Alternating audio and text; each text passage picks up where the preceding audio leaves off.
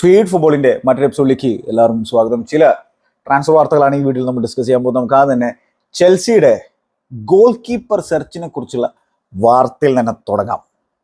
അതായത് ചെൽസി പുതിയ ഗോൾ കീപ്പർക്കായിട്ട് മാർക്കറ്റിലുണ്ട് എന്നുള്ളതാണ് ഇപ്പോൾ മാറ്റ് റിപ്പോർട്ട് ചെയ്യുന്നത്, BBC വേണ്ടി നിസാർ കിൻസൽ റിപ്പോർട്ട് ചെയ്യുന്നത്, അങ്ങനെ പലരും റിപ്പോർട്ട് ചെയ്തിട്ടുണ്ട്. അപ്പൊ നമ്മൾ കഴിഞ്ഞ കുറച്ച് ആഴ്ചകളായിട്ട് കേൾക്കുന്നുണ്ടായിരുന്ന ഒരു കാര്യം എന്താണെന്ന് വെച്ച് കഴിഞ്ഞാൽ എൻസോ മരസ്ക എന്ന് പറയുന്ന ചെൽസിയുടെ പുതിയ കോച്ചിനെ സംബന്ധിച്ചോളം റോബർട്ട് സാഞ്ചസിനെ നമ്പർ 1 ആക്കി നിർത്താനാണ് പ്ലാൻ എന്നുള്ള കാര്യമാണ് കേൾക്കുന്നുണ്ടായിരുന്നത്. ഇപ്പോഴും ഈ മാറ്റ്ലോയുടെ ടെലഗ്രാഫിലെ വളരെ ഡീറ്റെയിൽ ആയിട്ടുള്ള ആർട്ടിക്കിളും പറയുന്നത് എന്താണെന്ന് വെച്ച് കഴിഞ്ഞാൽ നമ്പർ 1 ആയിട്ട് റോബർട്ട് സാഞ്ചസ് തന്നെ തുടരും, പക്ഷെ അദ്ദേഹത്തിന്റെ ഒരു ഡെപ്യൂട്ടിയെ കൊണ്ടുവരാനാണ് ചെൽസി ശ്രമിക്കുന്നത്. അപ്പോൾ അതിന്റെ അർത്ഥം എന്താണെന്ന് വെച്ചാൽ പെട്രോവിച്ചിനെ വിൽക്കാൻ വെച്ചിരിക്കുകയാണെന്നുള്ളതാണ്. അപ്പോൾ നിസാർ കിൻസൽ ഇപ്പോൾ BBC വേണ്ടിയിട്ടാണ് വർക്ക് ചെയ്യുന്നത്. പുള്ളിക്കാരന്റെ BBC വേണ്ടിയിട്ടുള്ള ആർട്ടിക്കിൾ പറയുന്നത് എന്താണെന്ന് വെച്ചാൽ പെട്രോവിച്ചിനെ ചെൽസി ജനോവ എന്ന് പറയുന്ന ഇറ്റാലിയൻ ക്ലബിലേക്ക്, സെറിയ ക്ലബിലേക്ക് ഓഫർ ചെയ്തിട്ടുണ്ട്. അവിടെ നിന്ന് അവരുടെ കീപ്പർ പോയിട്ടുള്ള ഒരു അവസരത്തിലാണ്. പക്ഷെ വാല്യുവേഷൻ മീറ്റ് ചെയ്യുമോ എന്നുള്ളത് കണ്ടറിയേണ്ട തരത്തിലുള്ള സംഭവമാണ്. ചെൽസി 40 മില്യൺ പൗണ്ട് കൊടുത്തുകൊണ്ടാണ് MLS നിന്നും ഈ പെട്രോവിച്ചിനെ സൈൻ ചെയ്തിട്ടുണ്ടായിരുന്നത്. കഴിഞ്ഞ സീസണിൽ സെക്കൻഡ് ഹാഫ് ഓഫ് സീസണിൽ മോശമില്ലാത്ത രീതിയിലുള്ള പ്രകടനം കാര്യങ്ങളൊക്കെ അദ്ദേഹം കാഴ്ചവെച്ചിട്ടുണ്ടായിരുന്നു.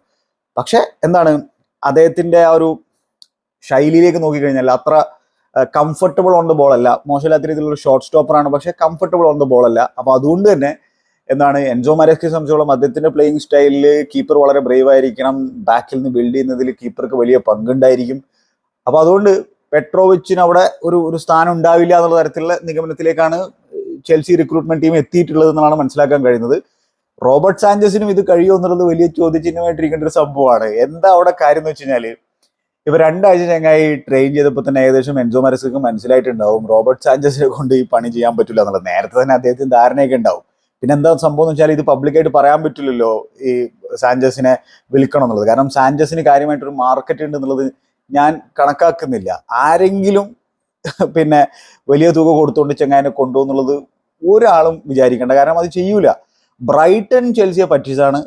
ബ്രൈറ്റന്റെ തേർഡ് ചോയ്സ് കീപ്പർ ആയിരിക്കുന്ന കാര്യത്തിലാണ് ചെൽസി 25 മില്യൺ പൗണ്ട് കൊടുത്തുകൊണ്ട് ഈ ചെങ്ങനെ സൈൻ ചെയ്തിട്ടുള്ളത്. റിഡിക്കുലസ് ട്രാൻസ്ഫർ ആണെന്നുള്ള കാര്യത്തിൽ യാതൊരു സംശയവും വേണ്ട.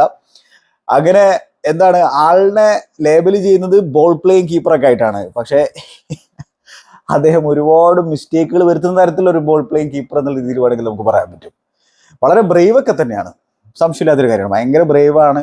ആ ഒരു പോക്കർ ഫേസും കാര്യങ്ങളൊക്കെ അദ്ദേഹം കീപ്പ് ചെയ്യാറുണ്ട്. പക്ഷെ മിസ്റ്റേക്കുകൾ ഗ്യാരണ്ടിയാണ്, സംശയമില്ലാതെ നമുക്ക് പറയാൻ പറ്റും. അപ്പൊ അങ്ങനെയുള്ള ഒരു കീപ്പറാണോ ചെൽസിയുടെ ഒരു പ്രൊജക്റ്റിൽ അവരുടെ വല കാക്കേണ്ടത് എന്നുള്ളൊരു പ്രധാനപ്പെട്ട ചോദ്യമാണ്. ഇവിടെ എന്താ സംഭവം വെച്ചാൽ റിക്രൂട്ട്മെന്റ് ടീമിനെ സംബന്ധിച്ചിടത്തോളം അവർക്കൊരു മിസ്റ്റേക്ക് പറ്റി. അപ്പൊ ആ മിസ്റ്റേക്ക് അംഗീകരിക്കാൻ അവർക്ക് താല്പര്യമില്ല. മാത്രമല്ല അത് പബ്ലിക്കിൽ പറയാനും പറ്റില്ലല്ലോ. അപ്പൊ അതുകൊണ്ടാണ് അവർ ഡെപ്യൂട്ടിനെ സൈൻ ചെയ്യണം എന്നുള്ള രീതിയിലുള്ള കാര്യങ്ങൾ വെച്ചിരിക്കുന്നത്. ചെൽസിക്ക് അക്ഷരാർത്ഥത്തിൽ വേണ്ടത് എന്താണെന്ന് വെച്ച് കഴിഞ്ഞാൽ സാഞ്ചസിനേക്കാൾ മികച്ചൊരു കീപ്പറാണ്. അതായത് ചെൽസിക്ക് വേണ്ടത് ഇപ്പോൾ ഒരു നമ്പർ 1 കീപ്പറിനെയാണ്. അപ്പോൾ ഈ മാറ്റ്ലോൺ റിപ്പോർട്ടിലൊക്കെ പറയുന്നത് മൈഗ്നെ പോലെയുള്ള ഒരു കീപ്പറിലേക്കൊന്നും ചെൽസി പോകില്ല എന്നുള്ളൊരു കാര്യമാണ്. നേരെ മറിച്ച് BBCയുടെ ആർട്ടിക്കിൾ പറയുന്നത് മമർദഷ്വിലി, നമ്മുടെ വലൻസിയയുടെ ജോർജിയയുടെ കീപ്പർ മികച്ച രീതിയിലുള്ള പ്രകടനം യൂറോയിൽ കാഴ്ചവെച്ചിട്ടുണ്ട്. ഓൾറെഡി വലൻസിയക്ക് വേണ്ടി മികച്ച രീതിയിലുള്ള പ്രകടനം കാഴ്ചവെച്ചിട്ടുണ്ട്. അത്ര ബ്രില്യൻ്റ് ആയിട്ടുള്ള ഒരു ബോൾ പ്ലേയിങ് കീപ്പറൊന്നും അല്ല, പക്ഷെ കിഡ്ലൻ കീപ്പറാണ് ചങ്ങ. ഓൾ റൗണ്ട് അദ്ദേഹത്തിന്റെ പെർഫോമൻസ് ഒക്കെ നമ്മൾ നോക്കിക്കഴിഞ്ഞാൽ. അപ്പൊ അദ്ദേഹത്തെ സൈൻ ചെയ്യാൻ ശ്രമിക്കുന്നുള്ള വാർത്ത കേൾക്കുന്നുണ്ട്. അത് ഈ പിന്നെ നിസാർ കിൻസലാണ് റിപ്പോർട്ട് ചെയ്തത്. അതുപോലെ തന്നെ ഫിലിപ്പ് യോർഗൻസൺ, VRLന്റെ യങ് കീപ്പർ, 22കാരനായിട്ടുള്ള സ്വീഡിഷ് ഡാനിഷ് കീപ്പറിനെയും സൈൻ ചെയ്യാനുള്ള ശ്രമം ചെൽസി നടത്തുന്നതൊക്കെയാണ് പറഞ്ഞു കേൾക്കുന്നത്. അപ്പൊ ഇവർ വന്നു കഴിഞ്ഞാൽ സ്വാഭാവികമായിട്ട് അവർ നമ്പർ 1 ആകും. കാരണം ആര് വന്നു കഴിഞ്ഞാലും അവർ നമ്പർ 1 ആകും. പെട്രോവിച്ച് വന്നിട്ട് നമ്പർ 1 ആയ പോലെ തന്നെ ആര് വന്നു കഴിഞ്ഞാലും റോബർട്ട് സാഞ്ചസിനെ മാറ്റി നമ്പർ 1 ആകും എന്നുള്ള കാര്യത്തിൽ സംശയമൊന്നും വേണ്ട. പക്ഷെ മമർദഷ്വിലിനൊക്കെ കിട്ടുമോ? എനിക്ക് തോന്നുന്നില്ല. ഇപ്പൊ ഈ യൂറോയിലെ പെർഫോമൻസ് കൂടി കണ്ടതോടുകൂടിയിട്ട് അദ്ദേഹത്തിന്റെ വാല്യൂ കുറച്ചുകൂടെ കൂടിയിട്ടുണ്ടാവും. നേരത്തെ 30 മില്യൺ എന്നൊക്കെയാണ് കേൾക്കുന്നുണ്ടായിരുന്നത്, ഇപ്പൊ 45 എന്നൊക്കെയാണ് കേൾക്കുന്നത്. അതൊന്നും കൊടുക്കാൻ ചെൽസി തയ്യാറാവുന്നുള്ളത് ഞാൻ കരുതുന്നില്ല.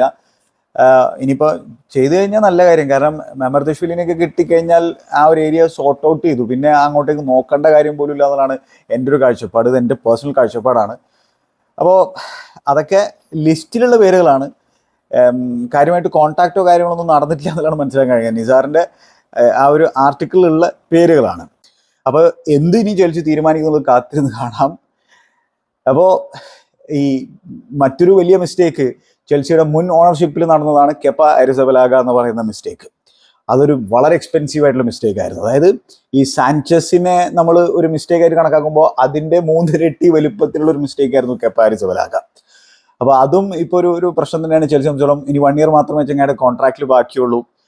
സൗദിയിൽ നിന്നുള്ള അൽ ഇത്തിഹാദിന്റെ ഓഫർ ചെൽസിന് മുമ്പിലേക്ക് വന്നിട്ടുണ്ട് എന്നുള്ളത് ചില മാധ്യമങ്ങൾ റിപ്പോർട്ട് ചെയ്തിട്ടുണ്ട്. പക്ഷെ അത് ചെൽസി ആക്സെപ്റ്റ് ചെയ്തിട്ടില്ല. മാത്രമല്ല അരിസബലാഗയെ സംബന്ധിച്ചിടത്തോളം, കെപ്പയെ സംബന്ധിച്ചിടത്തോളം, കെപ്പ സാറിനെ സംബന്ധിച്ചിടത്തോളം പുള്ളിക്കാരൻ റയൽ മാഡ്രിഡിലേക്ക് പോകാനാണ് ആഗ്രഹമുള്ളത്. അപ്പോൾ ഈ ലുനിൻ കെപ്പ സ്വാപ്പ് എന്നുള്ള രീതിയിലുള്ള വാർത്തയൊക്കെയാണ് സ്പാനിഷ് മീഡിയകളിൽ ചിലർ റിപ്പോർട്ട് ചെയ്തിട്ടുണ്ടായിരുന്നത്. പക്ഷെ അതിലൊന്നും വലിയ കഴമ്പില്ല എന്നുള്ളതാണ്. മാത്രമല്ല റയലാണെങ്കിൽ കാര്യമായിട്ട് പൈസ ഒന്നും കൊടുക്കാൻ സാധ്യതയില്ല. അവർ വീണ്ടും ഒരു ലോൺ ഡീലിൽ കൊണ്ടുവരാനാണ് അവർ ശ്രമിക്കുകയുള്ളൂ. അങ്ങനെ എന്താണ് ലോൺ ഡീലിൽ കൊണ്ടുവന്നു കഴിഞ്ഞാൽ സാലറി കൊടുക്കുക, ഒരു ഫീ കൊടുക്കാതിരിക്കുക, എന്നിട്ട് അടുത്ത വർഷം ഫ്രീ ട്രാൻസ്ഫറിൽ പിടിച്ചിരുത്താലോ. അതായിരിക്കും റയൽ ചിന്തിക്കുന്നുണ്ടാവും. ചെൽസിയെ സംബന്ധിച്ചോളം സാലറി ബുക്സിൽ നിന്ന് ഒഴിവാക്കണം, അതോടൊപ്പം തന്നെ എന്താണ് ഒരു ഫീ കിട്ടി കഴിഞ്ഞാൽ അതായിരിക്കുമല്ലോ നല്ലത്. ഇത്തിഹാദ് വരുന്നുണ്ട്, പക്ഷേ ഇത്തിഹാദ് അവരുടെ ഓഫർ ഇനി കൂട്ടി വരുമോ എന്നുള്ളത് കാത്തിരുന്ന് കാണാം. വലിയൊരു തലവേദനയാണ് കെപ്പ എന്നുള്ള കാര്യത്തിൽ യാതൊരു സംശയവും വേണ്ട. അപ്പോൾ കഴിഞ്ഞ റിക്രൂട്ട്മെന്റ് ടീം നടത്തിയ വലിയൊരു മിസ്റ്റേക്കാണ് കെപ്പ.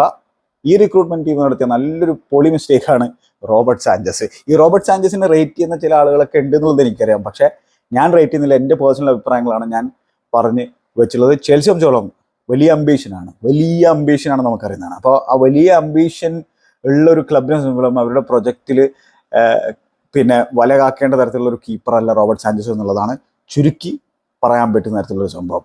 ചെൽസിയെ സംബന്ധിച്ചോളം ഇപ്പോഴും ഒരു എലീറ്റ് സ്ട്രൈക്കർ ആവശ്യമുണ്ട്. അതുപോലെ തന്നെ ഒരു വിങ്ങറെ കൂടി ആഡ് ചെയ്യേണ്ട ഒരു സാഹചര്യം ഉണ്ടെന്നാണ് ഇപ്പോഴും ഞാൻ മനസ്സിലാക്കുന്നത്. ഒരു കീപ്പർ കൂടി വേണ്ട ഒരു സാഹചര്യമുണ്ട്. പക്ഷേ ഒന്നും കേൾക്കുന്നില്ല. എന്ത് സംഭവിക്കുന്നത് കാത്തിരുന്ന് കാണാം. പിന്നെന്താണ്, വേറെ കുറേ സൈനികങ്ങൾ ചെൽസി നടത്തിയിട്ടുണ്ട്. അതിലേക്കൊക്കെ മറ്റൊരു അധ്യായത്തിൽ കടക്കാമെന്നുള്ളതാണ് ഞാൻ പ്രതീക്ഷിക്കുന്നത്. അപ്പോൾ അതാണ് ചെൽസിയുടെ ഗോൾ കീപ്പർ സിറ്റുവേഷനെ കുറിച്ച് എനിക്ക് പറയാനുള്ളത്. ഇനി നമ്മൾ മാഞ്ചസ്റ്റർ യുണൈറ്റഡിൻ്റെ ഒരു ട്രാൻസ്ഫർ വാർത്തയിലേക്ക് കടന്നു കഴിഞ്ഞാൽ എന്താണ്, മാനുവൽ ഉഗാർത്തെ 23-കാരനായിട്ടുള്ള ഉറുഗ്വേ ഡിഫെൻസീവ് മിഡ്ഫീൽഡറിനെ PSG നിന്നും സൈൻ ചെയ്യാനുള്ള തീവ്രമായിട്ടുള്ള ശ്രമം ഇനിയോസ് ഗ്രൂപ്പ് നടത്തുന്നുണ്ട്. PSG ഫീ എഗ്രി ചെയ്തിട്ടില്ല സോഫാർ. പക്ഷേ പേഴ്സണൽ ടേംസും കാര്യങ്ങളൊക്കെ ഉഗാർത്തയുമായിട്ട് മാഞ്ചസ്റ്റർ യുണൈറ്റഡ് എഗ്രി ചെയ്തിട്ടുണ്ട്. ഉഗാർത്തയ്ക്ക് മാഞ്ചസ്റ്റർ യുണൈറ്റഡിലേക്ക് വരാൻ പൂർണ്ണ സമ്മതമാണ്. കാരണം ലൂയിസ് എൻട്രിക്കയുടെ പ്ലാനിൽ ചെങ്ങായി അവിടെ PSG ഇല്ല എന്നുള്ളത് നമുക്ക് എല്ലാവർക്കും അറിയുന്ന ഒരു കാര്യമാണ്. മാത്രമല്ല PSG ആണെങ്കിൽ നോട്ടമിട്ടിരിക്കുന്നത് ജോവൻ നെവസിനെ അങ്ങോട്ടേക്ക് കൊണ്ടുപോകാനാണ്.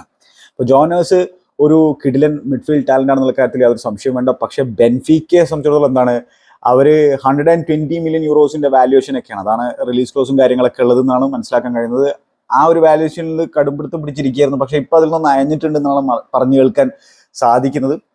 മാഞ്ചസ്റ്റർ യുണൈറ്റഡിനും ഈ ജോവൻ നെവസിൽ താല്പര്യം ഉണ്ടായിരുന്നു. പക്ഷേ മാഞ്ചസ്റ്റർ യുണൈറ്റഡ് ഇപ്പോൾ ഈ ഉഗാർത്തയിലേക്ക് തിരിഞ്ഞുള്ള സാഹചര്യത്തിൽ ഇതെന്താ സംഭവിക്കുന്നത് വെച്ചാൽ, ഉഗാർത്തയെ മാഞ്ചസ്റ്റർ യുണൈറ്റഡ് വാങ്ങിച്ചു കഴിഞ്ഞാൽ ആ പൈസ യൂസ് ചെയ്തുകൊണ്ട് PSG ജോവൻ നെവസിനെ ബെൻഫീക്കയിൽ നിന്ന് വാങ്ങിക്കും. അതാണ് ഇപ്പോൾ നിലവിലത്തെ സ്ഥിതിയുള്ളത്. ജോവൻ നെവസിനെ സംബന്ധിച്ചിടത്തോളം PSG പോകാൻ താല്പര്യമുണ്ട്.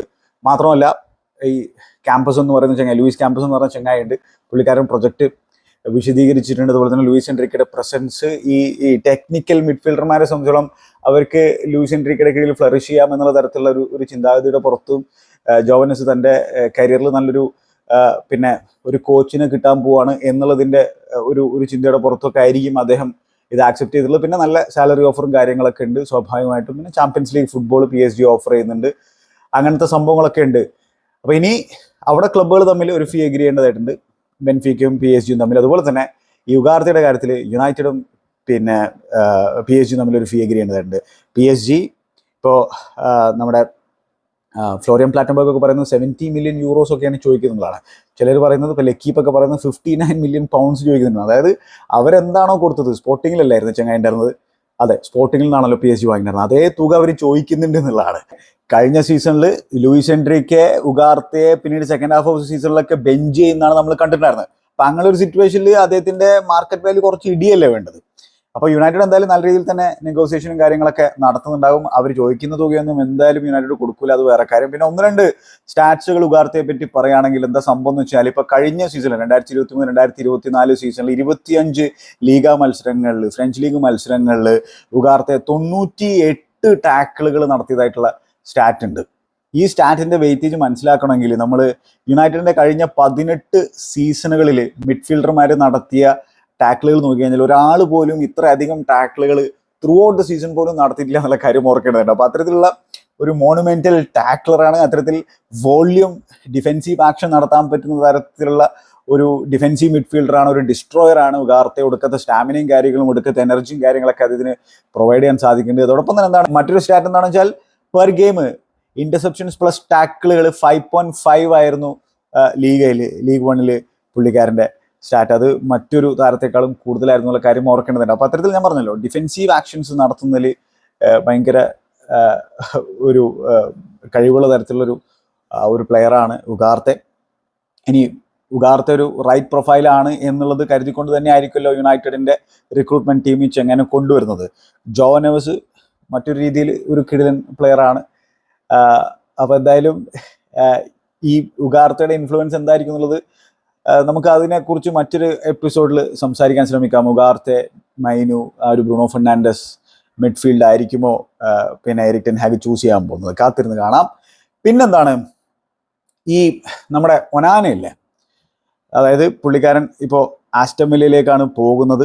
ഇപ്പോൾ സാഷ തവലേരി എന്ന് പറയുന്ന ബെൽജിയൻ ജേർണലിസ്റ്റ് പറഞ്ഞ എന്താണെന്ന് വെച്ചാൽ ഒരു ലാസ്റ്റ് മിനിറ്റ് ഹൈജാക്ക് ശ്രമം മാഞ്ചസ്റ്റർ യുണൈറ്റഡിന്റെ ഭാഗത്തു നിന്ന് വന്നിട്ടുണ്ടായിരുന്നു എന്നുള്ളതാണ്. അപ്പോൾ ഒനാന നേരത്തെ തന്നെ എമറിയുമായിട്ട് ചർച്ച നടത്തിയിട്ട് കാര്യങ്ങളൊക്കെ സോർട്ട് ഔട്ട് ചെയ്തിട്ടുണ്ടായിരുന്നു. ആസ്റ്റൺ വില്ലയും എവർട്ടണും തമ്മിൽ ഒരു എഗ്രിമെന്റ് നടന്നിട്ടുണ്ടായിരുന്നു. അപ്പോൾ അവസാന നിമിഷം യുണൈറ്റഡ് ഒന്ന് പൊക്കിക്കൊണ്ടുപോകാൻ ശ്രമിച്ചാണ്. ഒനാനെ കിട്ടിയിരുന്നെങ്കിൽ അതൊരു പൊളി ഡീലായി പോയനെ യുണൈറ്റഡിനെ സംബന്ധിച്ചോളം. കാരണം ഒനാന പെർഫെക്റ്റ് മാച്ചാണ്. അതായത് ഈ ഉഗാർത്തെ സംബന്ധിച്ചോളം അദ്ദേഹത്തിന്റെ ഈ ഒരു പ്രോഗ്രസീവ് പാസിങ്ങിലും ഇതിലൊക്കെ ഇത്തിരി പ്രശ്നങ്ങളുണ്ട്. ഒനാനെ സംബന്ധിച്ചോളം അദ്ദേഹം രണ്ടും വൃത്തിക്ക് ചെയ്യാൻ പറ്റുന്ന തരത്തിലുള്ള ഒരു പ്ലെയർ ആണെന്നുള്ള കാര്യം ഓർക്കണത്. മാത്രമല്ല പ്രീമിയർ ലീഗ് എക്സ്പീരിയൻസും ഭീകരമായിട്ട് ചങ്ങായിക്ക് ഓൾറെഡി ഉണ്ട്. ഇപ്പൊ തന്നെ നല്ല രീതിയിലുള്ള ഇമ്പാക്ട് എവർട്ടണിൽ ഉണ്ടാക്കുന്നു നമ്മൾ കണ്ടതാണ്. അത്തരത്തിൽ എന്താണ് ഒരു സോളിഡ് പ്ലെയർ ആണ്, ഒരു സോളിഡ് ഡിഫെൻസീവ് മിഡ്ഫീൽഡറാണ്. പിന്നെ ഒനാന ഡബിൾ പിവോട്ടിലും നമുക്ക് അനായാസം അദ്ദേഹത്തെ കളിപ്പിക്കാൻ പറ്റും. അങ്ങനത്തെ ഒരു പ്ലെയറാണ് ഒനാന. എന്തായാലും പുള്ളിക്കാരൻ ആസ്റ്റൺ വില്ലയിലേക്ക് പോവാണ്. എമിറയെ സംബന്ധിച്ചോളം അതൊരു ഗ്രേറ്റ് സൈനിങ് ആണെന്നുള്ള കാര്യം സംശയമൊന്നുമില്ല. അപ്പോൾ ഒരു ലാസ്റ്റ് ഡിച്ച് അറ്റംപ്റ്റ് നടത്തി. പക്ഷേ ഓൾറെഡി ഒനാന എമറിക്കും ആസ്റ്റൺ വില്ലയ്ക്കും വാക്ക് കൊടുത്തിട്ടുണ്ടായിരുന്നു. അപ്പോൾ അവിടെ പുള്ളിക്കാരൻ ആ വാക്ക് പാലിക്കുന്നതായിട്ടാണ് ഇപ്പോൾ സാച്ച തവലേരി എന്ന് പറയുന്ന ബെൽജിയൻ ജേർണലിസ്റ്റ് റിപ്പോർട്ട് ചെയ്തിട്ടുള്ളത്. വേറെ ഫാബ്രിസ് റൊമാനോ, ഓൺസ്റ്റൈനോ ഒന്നും ഇതിനെക്കുറിച്ച് സോഫാർ സംസാരിച്ചിട്ടില്ല എന്നുള്ള കാര്യം ഈ ഒരു അവസരത്തിൽ പറയാണ്. എന്തായാലും യുണൈറ്റഡ് സംബന്ധിച്ചോളം ഉഗാർത്തെ ഡീൽ നടന്നാലും അതും നല്ലൊരു ഡീൽ തന്നെയായിരിക്കും എന്നുള്ളതാണ് എൻ്റെ ഒരു കാഴ്ചപ്പാട്. അതിനെക്കുറിച്ച് കൂടുതൽ നമ്മൾ അനലൈസ് ചെയ്ത് സംസാരിക്കേണ്ടതായിട്ടുണ്ട്. അത് മറ്റൊരു അധ്യായത്തിൽ നമുക്ക് സംസാരിക്കാം. മൊനാനെ ആയിരുന്നെങ്കിൽ കുറച്ചുകൂടി പെർഫെക്റ്റ് ആയിരുന്നേനെ എന്നുള്ളതാണ് എൻ്റെ ഒരു കാഴ്ചപ്പാട്. അതുപോലെ തന്നെ വാർട്ടനൊക്കെ നല്ലൊരു സൈനിങ് ആകാൻ സാധ്യതയുണ്ട് യുണൈറ്റഡ് സംബന്ധിച്ചോളം. പക്ഷേ ക്രിസ്റ്റൽ പാലസ് ഇപ്പോൾ വാങ്ങിയിട്ടുള്ളൂ, അവർ വിൽക്കാൻ യാതൊരു സാധ്യതയില്ല. ഇനി എവർട്ടണും പിന്നെ ആസ്റ്റൺ വില്ലയും തമ്മിലുള്ള ഫൈനൽ എഗ്രിമെന്റ് എന്താണെന്ന് വെച്ചാൽ 45 മില്യൺ പൗണ്ട്സ് പ്ലസ് 5 മില്യൺ പൗണ്ട്സിന്റെ ബോണസ് ആണ്, പ്ലസ് 5 ഇയർ കോൺട്രാക്റ്റ് ആണ് അവിടെ സൈൻ ചെയ്യാൻ പോകുന്നതാണ് സാച്ച തവലേരി റിപ്പോർട്ട് ചെയ്തിട്ടുള്ളത്. അപ്പോൾ അതാണ് എമിറയെ സംബന്ധിച്ചോളം കിടിലൻ സൈനിങ് ആണ്, ആസ്റ്റൺ വില്ലയെ സംബന്ധിച്ചോളം കിടിലൻ സൈനിങ് ആണ്.